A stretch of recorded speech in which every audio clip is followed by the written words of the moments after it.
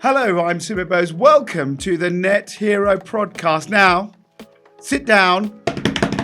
This is the 100th episode. Can you believe it? What the hell have I been doing? 100 times. Thank you so much for tuning in, watching, because we've been doing a video lately, but also listening.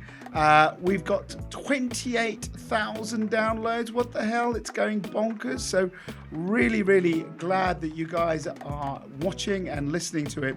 And for the 100th, I thought, let me think about this. Could we go and get some real big shot from the industry? Shall we go and get some weird little bit of technology?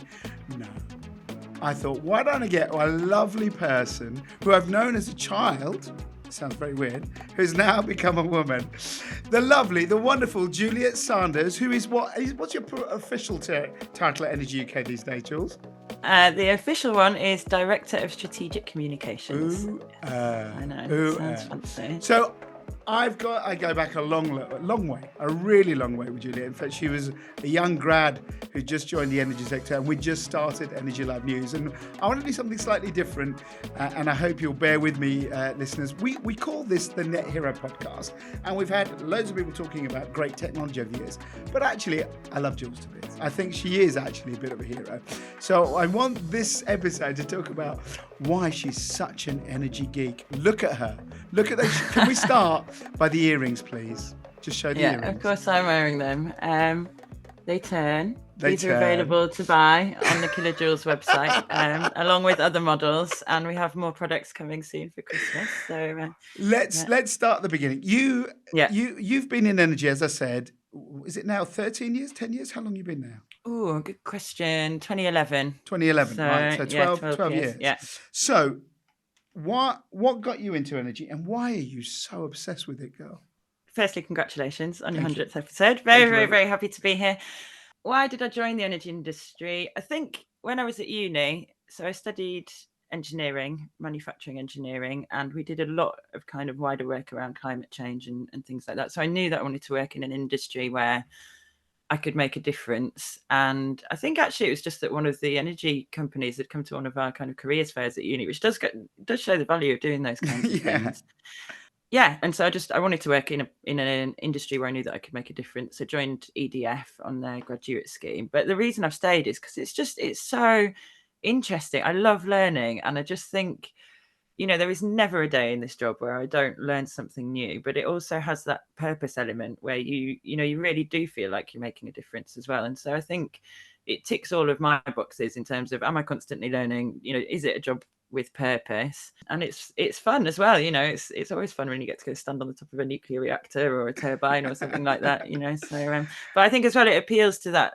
Obviously I started off in engineering and now I'm in comms, but I think there are some techie bits of the industry that are just powering forward, and it's things to be proud of. So for example, when you look at how offshore wind has changed just in the last decade in the UK. Yeah, absolutely. And, and you can talk about the turbines and you can talk about how much power they produce, and you can see that innovation going on. And it's really exciting, I think. But I'm probably slightly too obsessed. So.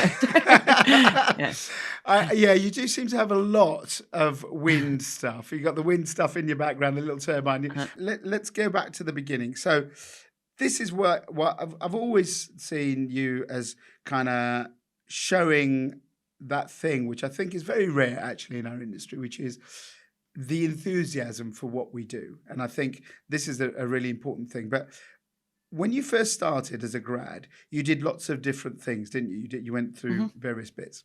And there are a lot of young people who are probably now starting to look at this sector, the whole net zero energy space as a career.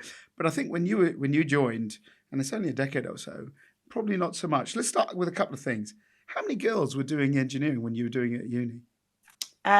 Probably on the main engineering course. So we did 2 years of general engineering. So that was like, fluid dynamics, programming, mechanics, structures, all of it. Probably there it was around 30%. But then when I specialised in manufacturing, it probably got up to about 50% female. We still, obviously, there's a massive issue in industry, not just with gender diversity, but all kinds of diversity. And I think the energy industry knows it has a long way to go on some of that. But you're right, I think it starts off at those early stages in, when you're thinking about what kind of subjects to study and you think about who you see in those kinds of roles, and do do you see a role for yourself in those kinds of jobs? Yeah. And you went and you did various stints, as you said, first of all with EDF, and I think you went to a nuclear power plant. You went and looked at kind of the retail side of the business.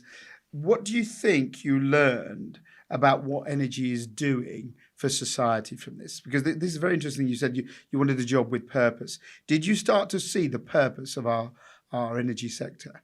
Yeah, and I think that's the great thing about grad schemes, right, is that you actually get a chance to experience all these different parts of businesses which you might not even know existed. So I didn't even know that big companies had a media team. I just didn't know that that was a thing. And then I met someone at EDF and they were like, come join this team for 6 months. So I did it just to kind of see what it was like. I'd never, ever, ever anticipated I would stay in that area. And then went into B2B energy efficiency and then into the B2C side for a little bit as an analyst. And then when I finished the grad scheme, then I joined Dungeon SB working as a media relations officer.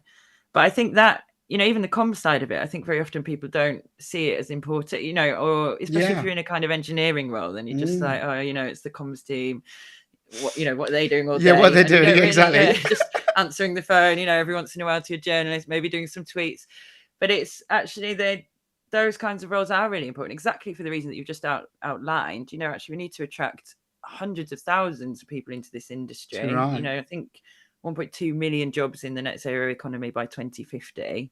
And that's going to mean that we need to not only attract more people, but make sure that we get it right this time and make sure that we do attract people from all sorts of backgrounds, all kind of diverse characteristics, so that we're really kind of serving society in that way. So, yeah, comms is really important in that sense. But I think for me, I saw the purpose of it before I even joined, because you could see how much energy impacts climate change. And I think that was the real driver. I think the learning that I've had, particularly in the last 5 and 2 years, is how much energy underpins the economy. Right. And that's the bit that I didn't really understand, I think, until all of this stuff's come to light in the last few years. So. And then you worked for Ørsted, which is a big, obviously, Danish company that was called Dong and now is very much in the forefront of the wind side of things. And, you're obsessed with wind. I don't mean personal wind. I have to say, Energy UK is technology neutral. So as far as I'm concerned, all the technologies, we don't represent upstream oil and gas. But apart from that, we treat all the technologies the same. However, it is easier to dress up as a wind turbine than it is to dress up as a solar panel. That's all I'll say. And it's easier to make earrings that are wind turbines. We'll get onto that in a minute. But, this is one of the things that's very interesting, because it's one of those things that really, I think people, if you look at the public and you ask them what is kind of renewable energy, they're the 2 things people would say, or maybe 3 things. They'd say, oh, look, EVs. People can kind of see what an EV is. People can definitely see what solar panels are. And of course, wind turbines, who, I remember when we started Energy Live News, 2, 3 wind farms back in 2010. And now, go pretty much anywhere in the country, you'll see them. They're part of the thing. But you've been up close. And there is something very interesting about them when you're on a little boat and bobbing around in the sea, isn't there? That was quite a visceral experience. And I think it's weird because when you're offshore, there's nothing to compare them to in size. Yeah. So, I know all the stats, it's like 90-meter tall tower. And then you get offshore and you're like, is it definitely? Because I can't see anything else compared to it. So they almost don't look as big. But also what was really interesting is floating offshore, right? So that is, it's super interesting technology that even now I do believe it because I've seen them, but they have these turbines that float in the sea and that can withstand, mega strong wind speeds, and they don't knock over. And when you actually think about the engineering challenge behind that, and it's generating and all of this, and, and they had to do a lot of thinking into how best to construct them out at sea, because normally with fixed bottom wind turbines, you can the concrete get piles, a jack-up. Absolutely, yeah. But you get a jack-up vessel, so it can put the legs down and it keeps itself sturdy, and then you can have this kind of sturdy platform from which you can install it. You can't do that with a floating offshore wind turbine. So it's a totally different way of kind of putting it together, and really interesting when you go and see them offshore. they tilt to a little degree because they're moving. they're not stable. Yeah. So it's the best way I can describe them, if fascinating. people are old enough, and maybe my audience is a bit mixed, but Subbuteo. They're like Subbuteo things, but with a wind turbine. They wobble and wobble. Yeah, exactly. I mean, I use rubber ducks. Yeah, rubber whatever. duckies. But that technology thing, I suppose, is what people consider that net zero will be driven by technology, but that's not generally the case. How much do you see the idea of tech? Because there's another thing I want to explore with you is about human behavior, but the tech side is doing a lot, isn't it? Yeah, it's all of it in one. And I think that's the thing with net zero. Zero means zero. Well, actually, it means maybe a bit more, but then take it away with carbon capture. But you've got to throw everything at it. So I think part of it is technology and innovation driven. And to that extent, when you look at the decarbonisation of the power sector, all of that has pretty much been done without people having to do anything. So you have, disruption where there's construction. But aside from that, I'm switching on my plug's the same. Absolutely. It's the same light switch, and the electricity that's being produced to power that is much cleaner. But then there's been big efforts in energy efficiency, which is a huge part of reaching net zero, right? How do we stop the wastage that is just, we're literally chucking money through the windows because our houses aren't insulated properly. So that's a big side of it. And the innovation that then will just make it easier for people to do, that's the point, right? How do we make it as easy as possible for people to make the right decisions that are right for them? And that means giving them the right information so that they can choose, because it's not going to be the same solution for everybody. It means targeting support at those that might need it more than other people, because not everybody is going to be able to afford to, make those improvements in their homes or change the way they drive or even drive at all. So it is, I think we've done, I'm not saying it's been easy because I've never built an offshore wind farm myself, but we've done a lot of the parts. Chuck a bit of concrete in there. We've done really well. No, I think that story's not really said enough. I mean, we say, maybe in my bubble we say it a lot, but we should be proud. But the next bit, that's going to be much harder, because when we decarbonize heat and we decarbonize transport, that is going to mean disruption in people's homes. It is going to mean engaging with people. It's going to mean, getting the smart meter rollout done, really exciting stuff, like the demand flexibility service last year, right? Which world first in using customer demand to help manage the grid. And that was, I think, 1.6 million customers with smart meters took part in that. And it meant that they were getting paid to shift their demand instead of, fossil fuel producers being paid to shift up or down to balance the demand. But you need a smart meter to do that. So it's like, how can we make sure that we're engaging with everybody so that they can get the benefits from this transition, as well as the wider sort of societal benefits that we'll all get when we get there. When we get there. You've now moved and joined Energy UK. Now, for the viewers and listeners, Energy UK is the trade body for the energy sector. But what does it actually do? Because a lot of people say, we don't really hear much from them, right? If you're a general member of the public, here in our world, the energy world, yes. But it's not a brand name that people go, oh, actually, if you ask the average Joe or Josephine on the street, they'll go, who are they?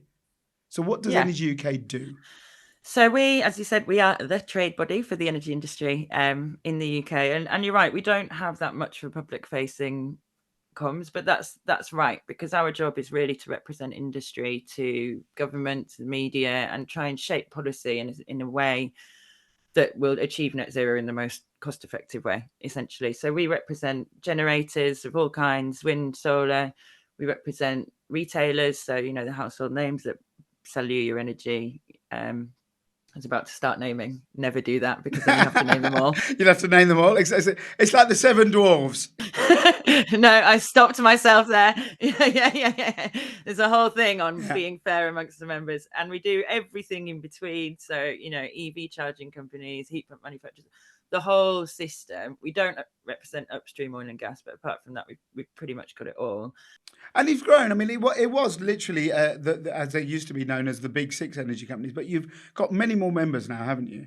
Yeah. So we have over 120, and that's from really small UK-based startups right through to the big FTSE 100. But because we have that whole system perspective, our view is really well respected at the highest levels of, government, shadow, Treasury. So we're up there speaking with those people.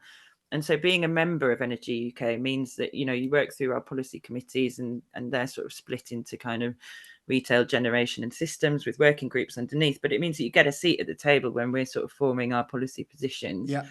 So, and then it works the other way as well. So sometimes the department or the regulator might come to us and say, look, here's an issue. Can we work with industry to sort it out? And it'll be our job to get everybody around the table and come up with the industry consensus. But is that possible? Because that's the trouble, isn't it? It used to be very much seen as, what were the big power supplier companies, people know, like the household names. And, they had a big stake in what was happening, sort of a talking shop or a representation. You've changed, you diversified, and you got that. How do you get consensus out of 100 companies? That's really hard. We don't always, and and sometimes you can't. And what I like about Energy UK is that actually, our board encourages us to take a strong house view. So what we'll do is we'll gather all of that information, because we recognise, our members recognise that a trade body that is so diluted by different opinions that then it's not able to take a strong view on anything isn't really, what's that good What's for? the point? So, exactly. We'll try and get one. Sometimes you can footnote out a company if everybody agrees, apart from one naughty child, then that's fine. You can do that, or the other way. So, for example, we just released a report on the future of retail. Really interesting topic, right? And so, what we've done is in the front half of the report, we kind of set out, our principles as to what it should be, and that was stuff that everybody had consensus on. But then the second half of the report, we actually invited the members to do their own thought leadership sort of vision essays in terms of what their view was. So that was quite a nice, neat way of representing it all. But then there will be stuff where we do, we have to achieve consensus. And that then is so as an example, a recent thing that we did was the debt commitments, which we worked with Citizens Advice and Ofgem and our members on. And that's, voluntary winter commitment for this year to provide additional support over and above the regulatory obligations to those that are struggling to pay for their energy bills. But in doing that, that was something that they had to sign up to. And so that was somewhere where we did have to get to a consensus in the end. But yeah, that's another example of what the sort of stuff that we do. Yeah, if you look at energy now, right, and I wouldn't have said this even probably maybe 3 years ago, is kind of energy really now all about net zero? Because if you look at what's happened, the whole world has shifted. We all know we have to combat the changes that are happening climatically, and not just that climatically, environmentally as well. Does energy actually mean emissions? Is that what it is now? Is it about kind of trying to reduce emissions? That's the sector now. It is, but joined with that is the fact that, luckily net zero actually is also the answer to cheaper energy and more affordable energy, and is also the answer to how we're going to make sure that our economy is, continues to be able to compete on a global scale. So I think it is about the carbon emissions, but it's also about supporting, it's every single person uses energy. So it's about supporting everybody to make sure that they can afford their bills. And then it's also about how do we make sure that we, creating jobs in areas that are outside of London. 88% of the jobs in the green economy are going to be outside of London and the southeast. So it's luckily what we want from the climate perspective actually also ticks all those other boxes. But I think those two other elements are really important as well.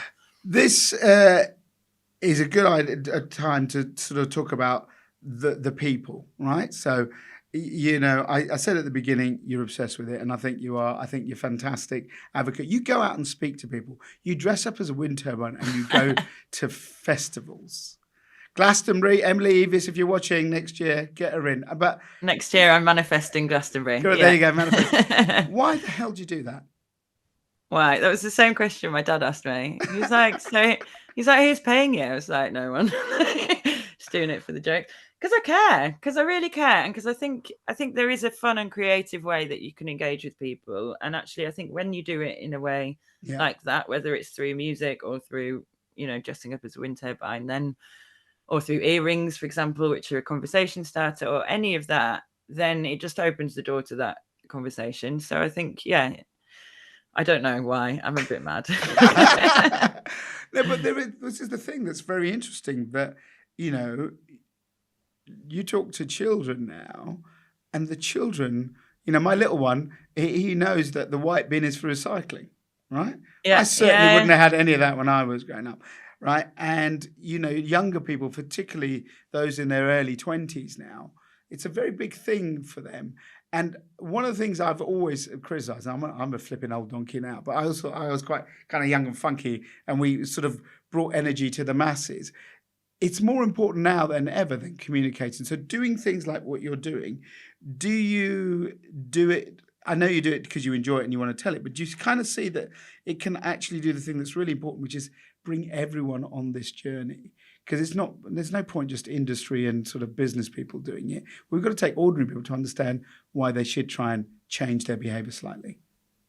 Yeah, no, absolutely. And I think it is that, and it's also the jobs element, right, as well. So I think there's something there. That when I first went to the festival as the wind turbine, it did actually work. By the way, you've got to check this out. It's Killer Jules. Look for her with a K. Look her up and just see some of her photos dressed up. Fantastic. Sartorial elegance, 10 out of 10. Thank you. But yeah, I'd gone up to somebody and I was like, "Oh, can I tell you a fact about wind energy?" And they were like, "Oh, I think I know it already because my friend met you yesterday." And they came back and told me. And I was like, that's what I want. Because I think when you do it like that, then it incites other people to kind of spread the message. Or the other example that I always give was I did a documentary when I was at Orsted, and that aired on BBC, and there was somebody that was studying to be a hairdresser, and they saw that documentary, and then now they're working as a wind turbine technician. So It's like it does have a purpose, and and that's why it's really important to communicate about what our industry is doing. And I always used to do, if I'm in a taxi or whatever, or in a bar, just spread the word. Guess who I had in the back of my cab? That Juliet Sanders. That'll be it. What do your colleagues think about all this? Because there's a job, then there's a job. But the advocacy and the kind of, the messaging that you love to do, what do people think? They support it. I mean, Emma Pinchbeck, who's our CEO, she knew that I was doing this when I got the job, and I asked if I was able to carry on, and she said yes. I mean, I do try and keep it a little bit of a separate line, although obviously they're quite linked. But I think the board and all of our members would probably be supportive of just trying to get the message out a bit more to people, for sure. Yeah. One thing I wanted to pick up before we end is, this whole thing, the transition to cleaner energy, it all seems very young, right? It all feels very smart grids and EVs and these kind of tech things. It's all kind of nerds and it's all young, cool people doing stuff with apps. But there are a whole lot of people, older people my age group, who will be nervous about the energy transition, will be thinking, if I work in certain sectors or certain industries, will my jobs go? How do you think we communicate and we make sure that we don't leave people behind? Because there's no point this being a transition to net zero just for the educated or just for the young. Yeah, no, I totally agree. And that's what we mean when we say a just energy transition. It's not just about how, making sure that everybody who uses energy has access to those opportunities. It's about making sure that the workforce, that we currently have, and B, our future workforce is supported. I actually, yes, we need all the young, shiny new bits, but then also there's a whole load of experience in that older generation that is going to drop off if they start to retire and things like that. So it's really important that we continue to engage with them. And there are schemes, I think there's lots of opportunities for transfer over. So if you look at floating offshore wind, as an example, that was invented by two guys, or the kind of concept that enabled that was two people that worked in the oil and gas industry. Of course, yeah. And they saw that technology, and then they thought, actually, if we marry that with offshore wind, can we do something there? And that's now, set to be the next biggest technology globally in terms of sort of clean technology rollouts. So there's definitely opportunities there. Again, with gas engineers, of course, we're going to need engineers in, decarbonised heating engineers. So there is lots of opportunities for retraining, reskilling. Industry should be working with government to provide those. And that's why as soon as we get that long-term, if government provides the sort of the long-term targets and the long-term views that then enables industry to ramp itself up, both in terms of training, but also the supply chain and all the other bits that you need, then actually that's where government and industry can work really closely together to make sure that we have that just energy transition. But, some of our members, Scottish Power does a reskilling or re-entry program for people that are coming back into the energy industry, maybe after taking a career break or something like that. And I think lots of our other members do retrain from one element to another. So even in Equinor, when I worked there, they had a lot of fluidity across the business, both from the oil and gas side onto the renewables side. But interestingly, sometimes from the other side, so from the renewable side into the oil and gas side. And actually, you know, I never even thought about it from that perspective. But, you know, taking the knowledge that you've learned from this part and how can we apply it into this part. So there's a lot of opportunity, I think, for skills transfer. And the other thing that I would say is quite often in energy, people can come in having no experience. You know, there is so many opportunities to be trained up, and these companies do it well. So there should be plenty of opportunities for everybody if they want to join an industry that has purpose. Well, you'll definitely be around in 2050. What do you reckon the world will be looking like then? I would not like to guess. I don't make judgments like that. No. I'm not a betting woman. No. Will you still be dressing up as a wind turbine in 2050? By the way. Yes, by that point we'll have lots of different outfits. We'll have a floating one. I think there must be a way to do that, and maybe maybe get some other people involved. I want to end with something which is you've got enthusiasm. Hopefully the viewers and listeners can tell you've got bags of enthusiasm. And you know, for people who say it's all too hard and it's going to cost too much, you know, it's just too long. What's your last thoughts? Because I know that you really do believe that we can do things for the better of all of us. Yeah, I would say it is going to cost a lot, but the majority of that investment will come from the private sector, and it will cost less overall the quicker that we get started. So I think that, you know, we know what we need to do. We need to unlock that investment, and overall, in the long term, it will end up not only saving us money, but saving the planet, which is really, you know, what we should all existentially be thinking about. So, yeah, that's what I would say. There we go. She's still at it. Juliet, thank you for being the 100th Net Hero on the Net Hero podcast. Thank you. I've enjoyed talking to you. And listen, we'll see you doing things. Keep following her.